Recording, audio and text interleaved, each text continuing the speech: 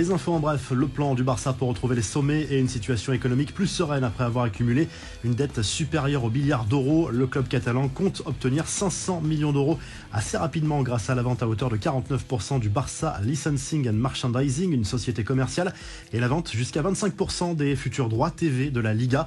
Le calendrier de la Ligue 1 pour la saison 2022-2023, voici le programme de la première journée. Le Paris Saint-Germain jouera à Clermont, comme indiqué cette semaine par le journal Le Parisien. L'OM recevra Reims. Lyon accueillera Ajaccio. À noter également la belle affiche entre Strasbourg et Monaco.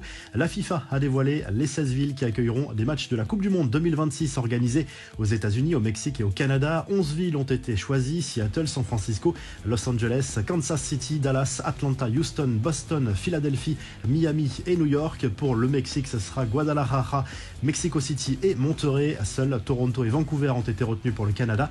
On a appris par ailleurs que le vainqueur de la prochaine Coupe du Monde au Qatar touchera 40 millions d'euros. Le perdant de la finale aura le droit à 28 millions d'euros. L'argent sera versé aux fédérations et ensuite reversé aux joueurs en partie. Enfin, l'image de Sadio Mané sur un terrain au Sénégal est devenue virale. L'attaquant de Liverpool, que l'on annonce tout proche du Bayern Munich, a profité de ses vacances pour revenir dans son village d'enfance. Il a participé à un match amical sur un terrain local rendu très boueux par la pluie. La revue de presse s'enfile tout de suite en Espagne où le journal AS se penche sur le mercato du Real Madrid. A priori, il n'y aura pas de recrues supplémentaires au sein du club merengue. Seul Aurélien Tchouaméni, arrivé de l'AS Monaco, et Antonio Rudiger, recruté libre en provenance de Chelsea, viendront renforcer l'effectif pour la saison 2022-2023.